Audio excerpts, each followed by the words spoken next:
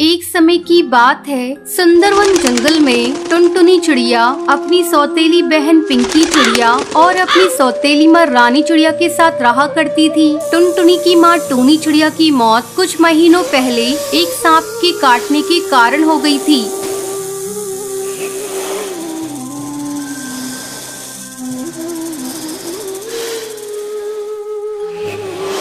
तब बंटी कबूतर एक विधवा चिड़िया से शादी कर लेता है। पिंकी चिड़िया उसी की बेटी थी। पिंकी चिड़िया टुनटुनी पर बहुत अत्याचार करती थी।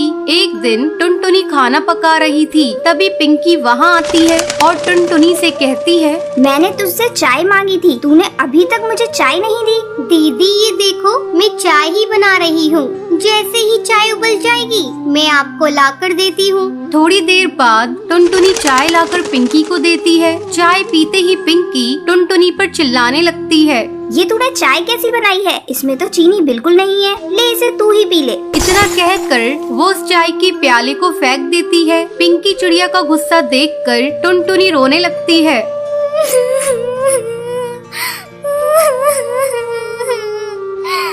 टुनटुनी की रोने की आवाज सुनकर रानी चिड़िया वहाँ आती है। तब टुनटुनी रोते हुए उससे कहती है,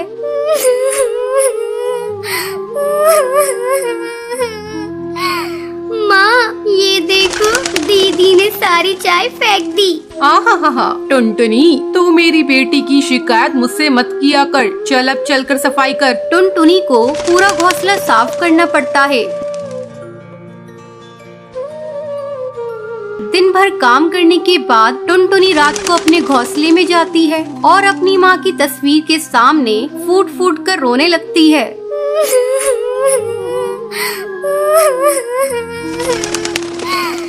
माँ तुम मुझे छोड़कर कहाँ चली गई? पिंकी चिड़िया मुझे बहुत सताती है। पापा भी अब मुझसे पहले की तरह प्यार नहीं करते। वो रोते रोते सो जाती है। अगले दिन पिंकी चिड़िया स्कूल जाने के लिए तैयार हो रही थी। अरे महारानी, मेरा स्कूल ड्रेस कहाँ है? तूने प्रेस तो कर दिया है ना? पिंकी की चिल्लाने की आवाज सुनकर टुनटुनी वहाँ आती है और कहती है, नहीं दीदी, कल मेरा हाथ रोटी बनाते समय जल गया था, इसलिए मैं प्रेस नहीं कर पाई। तू खा खा कर मोटी हो गई है, तुझे चर्बी चढ़ गई है, अब तुझसे कोई काम नहीं होता। माँ इसे अभी इसी वक्त घर से बाहर निकालो, अब ये हमारे किसी काम की नहीं। तब रानी चिड़िया पिंकी से कहती है, बेटा अगर हम लोगों ने इसे घर से बाहर निकाल दिया तो इसका बाप हम लोगों को भी घर से निकाल देगा। इसका दूसरा इलाज है मेरे पास। इसी तरह कुछ दिन गुजर जाते हैं। अब रानी चिड़िया टुनटुनी को खाने के लिए बहुत थोड़ा सा खाना देती थी। धीरे धीरे टुनटुनी कमजोर होती जा रही थी। एक दिन रानी चिड़िया टुनटुनी से कहती है, टुनटुनी जा कुएं से पानी भर ला, पीने का पानी खत्म हो गया है। माँ मैं कुएं से पानी कैसे निकालूंगी? मैंने कभी कुएं से पानी नहीं निकाला, मैं कुएं में गिर जाऊंगी। तू डरती क्यों है? तेरे साथ पिंकी चिड़िया भी जा रही है। हिम्मत करके टुनटुनी पानी भरने के लिए कुएं पर जाती है। जैसे ही वो कुएं से पानी निकालने लगती है, पिंकी चिड़िया उसे कुएं में धक्का देने के लिए जाती है। पिंकी चिड़िया का बैलेंस बिगड़ जाता है और वो कुएं में गिर जाती है। मुझे बचाओ, मैं डूब जाऊंगी। मुझे बचा ले टुनटुनी, मैंने तुझ पर बहुत अत्याचार किए हैं टुनटुनी, मुझे माफ कर दे, मुझे बचा ले किसी तरह से। दीदी तुम चिंता मत करो, ये रस्सी जल्दी से लो और ऊपर आ जाओ। पिंकी चिड़िया रस्सी पकड़कर कुएं से बाहर आ जाती है। उस दिन के बाद से दोनों बहनें खुशी खुशी रहने लगती हैं।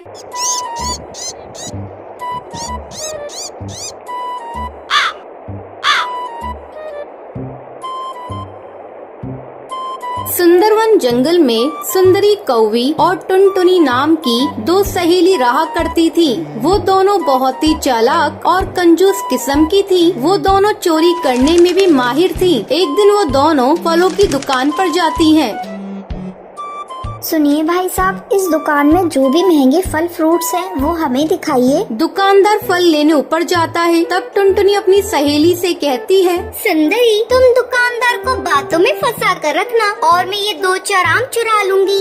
हाँ टुनटुनी, ये दुकानदार अकेला है, यहाँ इसके अलावा कोई नहीं है, यहाँ चोरी करने में आसानी होगी। चुप चुप सुंदरी, देखो दुकानदार फल लेकर आ गया है। ये लीजिए बहन जी, इस दुकान के सबसे अच्छे आम और सेब। टुनटुनी और सुंदरी थोड़ी देर तक आम और सेब को देखती है। फिर सुंदरी दुकानदार से कहती है, भाई साहब, वो जो ऊपर आपने नाशपाती रखी है वो मुझे दिखाइए। ठीक है बहन जी, मैं अभी आपको दिखाता हूँ। जैसे ही दुकानदार उन ऊपर की नाशपातियों को निकालने जाता है, वैसे ही टुनटुनी नीचे रखे आमों में से 2 आम छुपाकर अपने थैली में डाल लेती है। सुंदरी, मैंने 2 आमों को चुरा लिया है। अब किसी भी तरह इस दुकानदार से पीछा छुड़ाओ। ओ भाई साहब, गलती से मैं अपना पर्स घर पर भूल आई, मैं कल आकर आपसे सामान ले जाऊंगी। ठीक है बहन जी, कोई बात नहीं, ये दुकान तो आपकी ही है, आप जब चाहें आकर यहाँ से फल ले जा सकती हैं। सुंदरी और टुनटुनी आम चुराकर दुकान से बाहर निकल आती हैं।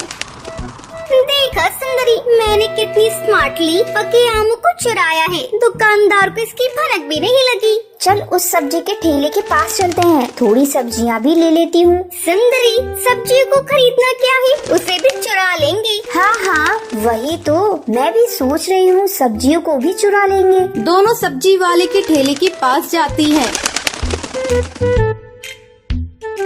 भैया, ये टमाटर कितने किलो दे रहे हो? सस्ते में ही दे रहा हूँ बहन जी, कल 80 की थी और आज 40 की दे रहा हूँ। क्या भाई साहब, टमाटर नहीं, लगता है गोल्ड की रेट बता रहे हो। बहन जी, लेने हैं तो लो, मैं तो इसी भाव में बेच रहा हूँ। इधर भी सुंदरी सब्जी वाले को अपनी बातों में फंसाई हुई थी और टुनटुनी धीरे धीरे सब्जियों को चुरा रही थी। अचानक सब्जी वाले की नजर टुनटुनी पर जाती है। अरे चोरनी, तुम मेरी सब्जियों को चुरा रही थी, लगता है तुम दोनों दोस्त चोरनी हो। अरे भैया, तुम ये कैसी बातें करते हो, तुम्हें मैं चोरनी दिखती हूँ? और ये तो छोटी सी बच्ची है, अनजाने में तुम्हारी इन सब्जियों को ठेले में रख लिया, ये लो तुम्हारी सब्जी के पैसे। चोरी पकड़ी गई और इसके पैसे दे रही हो। तभी वहाँ वो दुकानदार आ जाता है।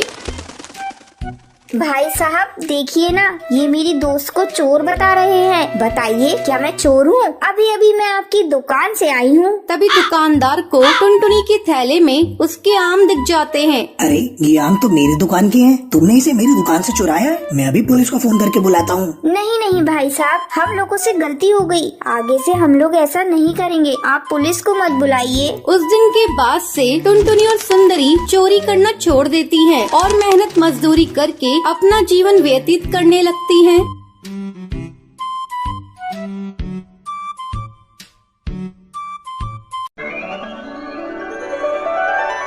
टूनी बहुत ही गरीब चिड़िया थी। किराया न दे पाने के कारण उसका मकान मालिक उसे घर से बाहर निकाल देता है। तब टूनी एक छोटा सा घोंसला डालकर अपनी बेटी के साथ उसमें रहने लगती है। एक दिन, माँ, मुझे बहुत जोर की भूख लग रही है, सुबह से तुमने मुझे कुछ खाने को नहीं दिया। बेटा, घर में खाने को एक भी दाना नहीं है, मैं तुझे कहाँ से खाना खिलाऊं? तू रुक, मैं पड़ोस में जाकर देखती हूँ, अगर कुछ खाने को मिल जाए तो। टूनी अपनी पड़ोसन के घर जाती है। मेरी बेटी भूखी है बहन, कुछ खाने को हो तो दे दो।